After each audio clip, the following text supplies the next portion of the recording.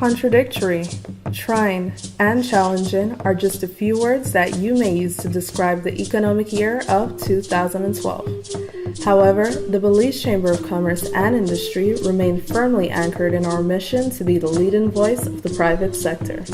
By having the support of our Executive Council, our members, and our staff, the Chamber was able to move forward not as a segregated entity, but as a unified force operating in our environment. We stood steadfast in the path of our CCC philosophy to capacitate, champion, and to connect. Through our MOU with the University of the West Indies, the Chamber has been successful in putting forward a series of trainings facilitated by a cadre of professionals that are relevant to you, our members. One of the most popular trainings among our members was Finance for Non-Financial Managers. This training was especially beneficial to entrepreneurs and managers who wanted to become more knowledgeable in their company's financial status in order to make informed decisions. Based on our members' request to better understand the newly Labor Amended Act 2011, the Bcci secured funds from the International Labor Organization to coordinate a seminar entitled Labor and Industrial Relations, comprehending the Belize Amended Labor Act 2011 and its financial implications on businesses. Over 50 members of Bcci and NTUCB participated in this seminar to better comprehend the recently enacted amended labor laws and its implications on both the employer and employee. Through the Bcci, two of our members, Ms. Mappy Smith and Ms. Heather Cunningham, participated in the United Nations Democracy Fund, UNDEF, project to play the role as Belize's women leaders to fellow Belizean women to advance transformational leadership for gender justice in the Caribbean.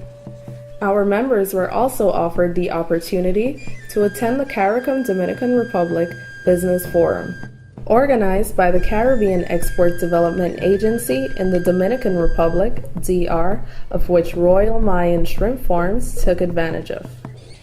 They were able to capacitate on the CARICOM DR agreement and how to tap into business opportunities available in the DR and the European Union. The Bcci also strived to increase the capacity of the Secretariat by participating in workshops as the Export Business Plan, the Small Business Development Center, and the Foreign Direct Investment Training, all facilitated by the Belize Trade and Investment Development Service, Beltrade. To keep up with the pace of technology, we ventured into the technological world with the assistance of SMART by facilitating a training called Tech Time, which enlightened participants on how to use their electronic devices more efficiently. We believe that in a technological-driven world, one could only benefit by increasing their knowledge of the capabilities, the proper use, and the advantages that their electronics hold.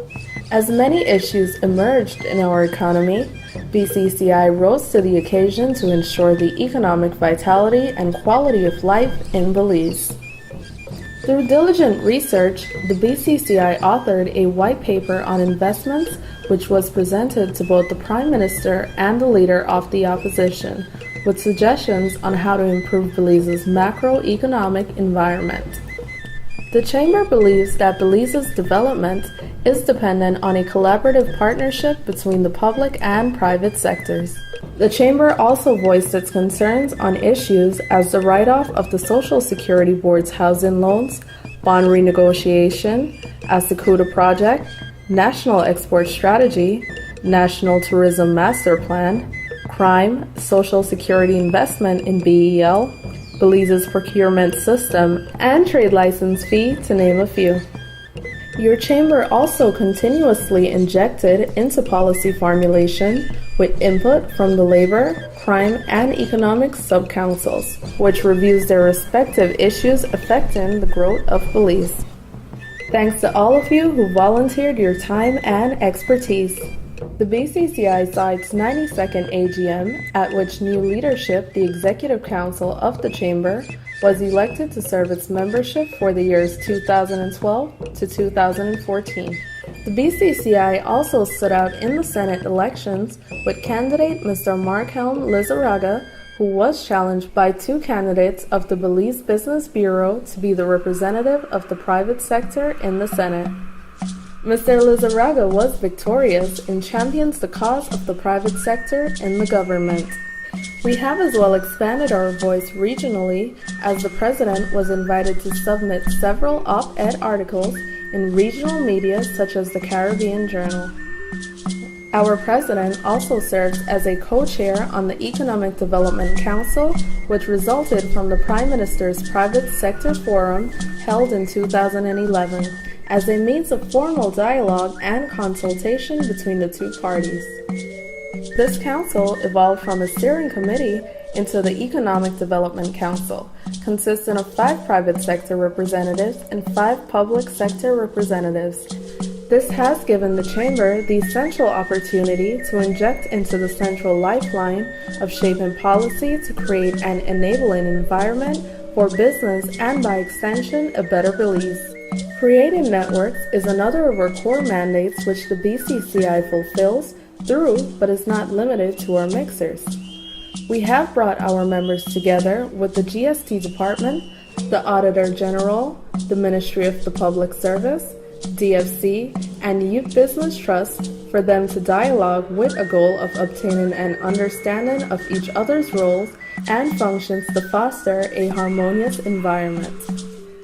The Chamber also invited Mr. David O'Donovan from the Ireland Industrial Development Agency to speak to our members on the best practices utilized in Ireland to pull them out of a depression. Of course, 2012 being an election year, it was incumbent upon the Chamber to invite the Prime Minister, Honorable Dean Barrow, and the Leader of the Opposition, Honorable Francis Fonseca, to address our members and answer any questions and listen to any suggestions that they had. Both leaders heard our views. Our flagship event of that year, the Expo Belize Marketplace, was a resounding success. This was held on September 15 and 16 and had over 18,000 visitors on the grounds. For the first time, the U.S. Embassy joined in this venture to promote goods and services made in the USA. Members had the opportunity to showcase their goods and services. For the first time, the expo boasted an ICA village where artists were able to showcase every aspect of the creative arts. The response was extraordinary. The Chamber also ventured into a new event, that is, our first ever Christmas Expo, based on the demand from our members. This was a resounding success despite the many activities happening simultaneously. Members had the opportunity to offer to the public deals and steals for the Christmas season. To say that we experienced economically challenging times in 2012 is an understatement. Our major revenue stream, Western Union, made some changes to the rate structure, effectively cutting our revenue in half. Regardless of the great challenges that the BCCI Western Union experienced, we managed to maintain customer loyalty and successfully celebrated 20 years of serving Belize through various customer recognition events and continuous promotions with the partnership of alliances. The BCCI Western Union also gave back to the community by finalizing one of the ongoing projects, the renovation of the Biscayne Primary School cafeteria on September 26, 2012. Some tough decisions had to be made in order for your chamber to survive. We had the opportunity to rent a half of the second floor for additional income. The Secretariat moved and joined the Western Union staff on the ground floor. The chamber staff must be commended for rising to the challenge and accomplishing this move in one weekend. Resiliency and relevance are our cornerstones. Together, we will continue to move forward to keep our chamber afloat.